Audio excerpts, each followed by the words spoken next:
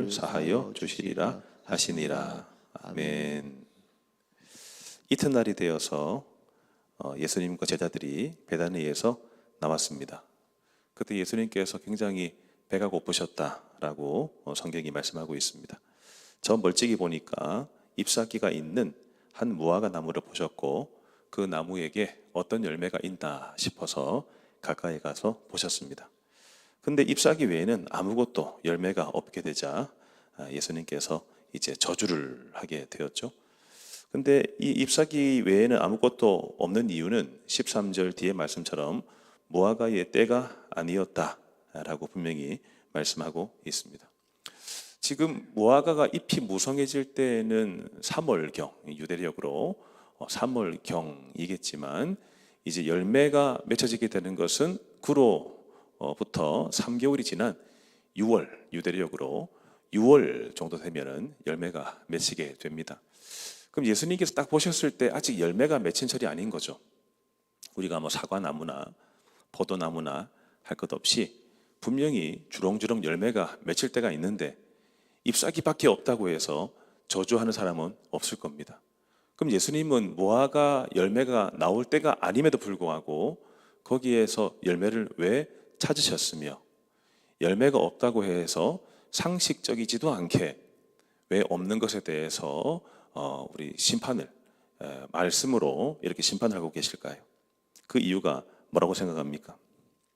먼저는 첫 번째는 이런 내용도 있습니다. 잎새가 열려져 있고 나무의 상태가 어떻는지에 따라서 이 나무는 열매가 맺힐 나무다, 안 맺힐 나무다를 알 수 있다라고 하는 주장도 있고 또 하나는 예수님의 신적인 능력으로서 이 나무가 열매를 맺지 못할 거다라고 하는 것을 아셨기 때문에 지금 3월이고 잎새가 무성하지만 이 나무는 6월이 돼도 아무것도 맺히지 않는다를 아셨기 때문에 정죄하신 것이 아닌가 이렇게 보는 입장도 있습니다. 그럼 이 무화과 나무는 뭘 상징하는가? 무화과 나무는 이스라엘을 상징하고 또 성전 기능을 상실한 것에 대한 예수님의 꾸짖음이다라고 보시면 되겠습니다. 이스라엘 백성들은 종종 무화과 나무 아래에서 하나님을 묵상하고 예배했고 심지어 솔로몬의 그 시대에도 무화과 나무처럼 번성했던 그 나라를 상징하면서 늘 그 자리 아래에 머물러 있었다라고 합니다. 그러니까 지금 예수님께서 무화과 나무를 꾸짖은 것은 단지 배가 고프셨는데 열매가 없어서 혼내켰다를 넘어서서 이스라엘이 성전이 그의 기능을 상실했기 때문에 예수님께서 혼내고 계시는 그 모습을 보게 됩니다. 이 예수님께서 따먹지 못하리라 라고 하시는 이 말씀에 대해서 14절 끝에서는 제자들이 이를 듣더라 라고 하는 이 말씀이 기록되어 있어요. 예수님께서 정죄하신 이후에 끝내도 되는데 성경은 꼭 뭔가 토를 다는 것처럼 시간을 달 때도 있고 언제다 아니면 어디서다 내용상 이 내용이 없어도 되는데 넣어둔 이유가 분명하게 있을 겁니다. 이 내용은 나중에 20절 말씀과 연결되기 위해서입니다. 14절 끝에 제자들이 이를 듣더라라고 한 이후에 20절에 가시면 그들이 아침에 지나갈 때에 무화과 나무를 보았고 뿌리째 마른 것을 보았다. 그렇게도 빨리 뿌리째 마른 것을 보았다라고 하며 21절에 베드로가 생각이 나서 뭐가 생각이 났을까요? 14절 말씀 보시면 이제부터 영원토록 사람이 내게서 열매를 따먹지 못한다 라고 하시는 이 말씀이 생각이 나서 랍비에게 묻죠. 부서서 저주하신 무화과나무가 말랐나이다 라고 말하고 있죠.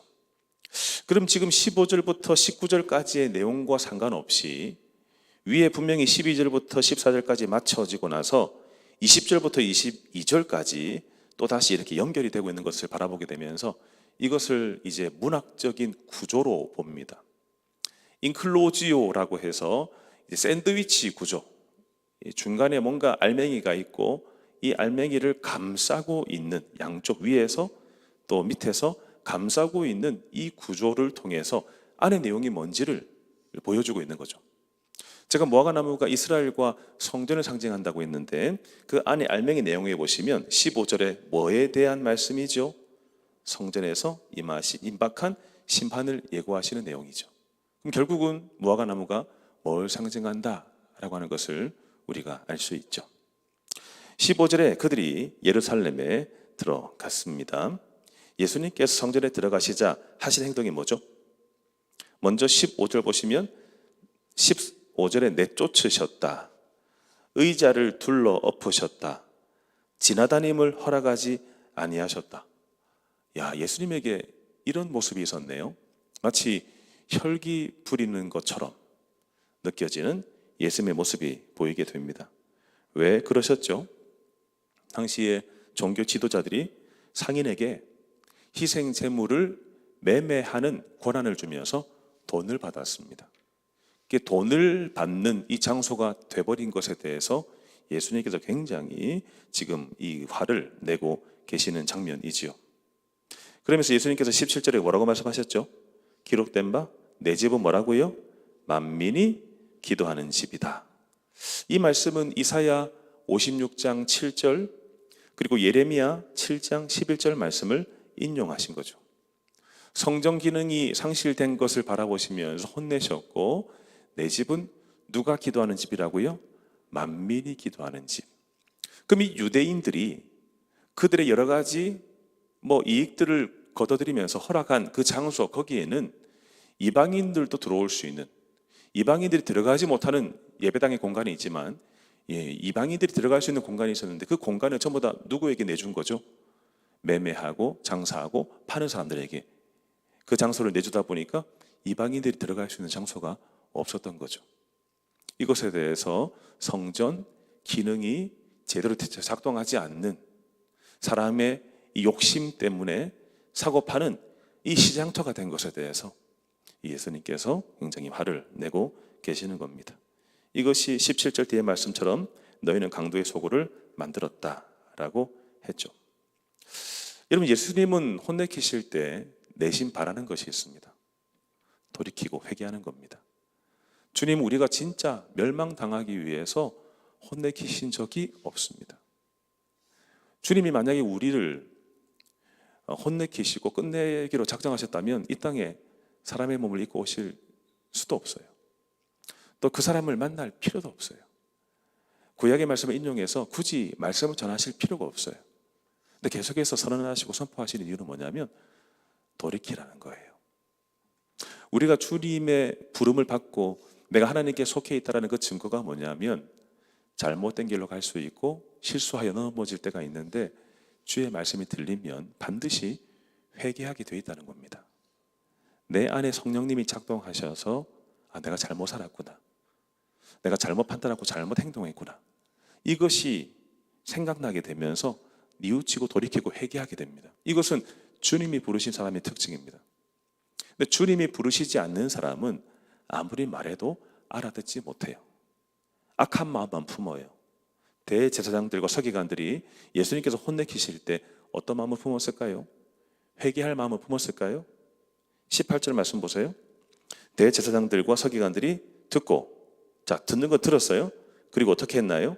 예수를 어떻게 죽일까 하고 꾀하고 있어요. 주님의 사람들이 아니다라고 하는 것을 알 수 있죠. 회개할 마음이 없습니다. 그냥 예수님을 죽여버려야 되겠다, 이 마음만 가지게 되었다라고 하는 것입니다. 그래서 인클로지의 밑에 빵처럼 20절과 21절 이 내용이 다뤄진 이후에 22절 같이 읽어볼까요? 시작. 예수께서 그들에게 대답하여 이르시되 하나님을 믿으라. 하나님을 믿으라 라고 말씀을 하시면서 23절 이하부터는 참된 기도가 뭔가에 대해서 말씀하십니다.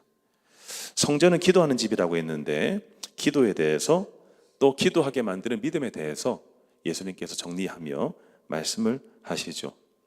23절 보시면은 누구든지 이 산더러 들리어 바다에 던져지라 하면 그 말하는 것이 이루어질 줄을 믿고 마음에 의심하지 않으면 어떻게 돼요? 그대로 된다라고 말씀하셨습니다. 그러나 이 기도가 절대로 마치 마술이 되기 위해서, 마술을 부리기 위해서 마치 주문을 외우는 것처럼 하면 안 된다라고 하는 거죠. 지금 이렇게 말씀하신 것은 기도할 때 믿음을 가지고 기도하라, 하는 뜻에서 마치 과장법처럼 이렇게 말씀하는 것이지, 기도만 하면 뭐든지 돼, 기도만 하면은 내 뜻이 무조건 이루어지는 거야 라고 확대 해석을 해서는 안 됩니다. 믿음으로 기도하라, 의심하지 말라, 이것을 강조하시기 위하여 오늘 지금 23절의 말씀을 하고 계신 거죠. 24절도 그러므로 내가 너희에게 말하노니 무엇이든지 기도하고 구하는 것은 받은 줄로 어떻게 하라고요? 믿으라. 그러니까 믿음의 기도. 23절도 믿음, 그죠? 믿고 24절도 믿으라. 믿음에 대해서 말씀합니다. 믿음의 기도가 역사하는 힘이 크다라고 말씀하신 이후에 결론 25절에 이렇게 말씀하세요. 같이 기도할까요? 같이 읽겠습니다. 시작. 서서 기도할 때에 아무에게나 혐의가 있거든 용서하라. 그리하여야 하늘에 계신 너희 아버지께서도 너희 허물을 사하여 주시리라. 아멘. 여러분, 오늘 예수님께서 마지막으로 기도에 대해서 성전의 청결 사건을 언급하신 이후에 또 믿음의 기도, 그리고 마치면서는 용서의 기도에 대해서도 말씀하셨습니다. 우리가 큰 일이 아니면 나 혼자 정리정돈하여서 툴툴 털어버릴 수 있습니다. 근데 용서를 해야 된다라고 할 때 내 마음에 거부감이 드는 이유는 내가 감당할 수 없는 일을 만났을 때는 내 자체적으로 용서가 안 되죠. 용서가 안 되는 것에 대해서는 내 힘으로 안 되니 누구를 의지하고 누구를 맡겨야 되지요? 주님. 주님을 의지하고 주님께 맡겨야 되는 거죠. 오늘 이 말씀은 누가 하셨죠? 25절에 누가 하신 말씀이죠? 예수님. 예수님이 하신 말씀이면 참입니까? 거짓입니까? 참이죠. 참이면 순종해야 됩니까? 순종하지 않아도 됩니까? 순종해야죠. 그렇죠. 분명히 기도할 때에 아무에게나 혐의가 있거든 뭐 하라고요? 용서하라. 그리하여야 하늘에 계신 너희 아버지께서도 너희 허물을 사하여 주시리라 라고 말씀하고 있습니다. 우리가 만약에 용서하지 못하고 있다면 우리는 하나님의 뜻 안에서 기도하고 있다라고 말할 수가 없습니다. 주님의 명령에 대해서 어떤 부분은 지키고 어떤 부분은 못 지키고 있다라고 하는 것은 결국은 내가 하나님과 친밀해짐에 있어서의 방해물이 작동하고 있는 거죠. 주님께 더 가까이 나아가지 못하도록 막아서고 있는 담벼락이 있다라고 하는 것입니다. 주님도 쉽지 않음을 아십니다. 그래서 의지적으로 나를 의지하여 용서하라 라고 하시며 오늘 말씀을 마무리하고 계십니다. 성도 여러분, 오늘 우리가 결단할 것은 뭐냐면 예수님께서 이 성전을 무화과나무에 비유하시면서 결국은 뿌리째 말라버리는 정죄가 일어났던 것처럼 우리 또한 성전의 기능을 가지고 있는 또 교회로 모이고 있습니다. 그런데 이 교회가 하나님의 말씀 가운데 세워지고 있으며 이 말씀이 작동하여서 예수님의 손과 발로서 일하고 있는 교회인지, 아니면 이 교회가 기능을 상실하고 지금 마치 우리가 친밀한 친교, 관계, 아니면 이 안에서 누리기 위해서만 그냥 모이고 있는 공간은 아닌지를 생각해 보시면서 우리 교회가 날마다 세상 속에 있는 교회이지만 세속주의는 경계해야 되는 교회인 줄로 믿습니다. 날마다 교회의 본래 기능을 회복하고 하나님께 기도하는 집, 예배 드리는 집, 또 주님의 선교를 감당하는 집, 이 기능이 계속해서 이어지기 바라고, 사람이 많이 모인다고 해서 건강한 교회, 부흥하는 교회가 아니라 하나님께 연결되어서 주님의 역사, 주님이 명령하시면 지키고 따르는 그 교회, 이 교회가 진정 살아있는 교회인 줄로 믿습니다.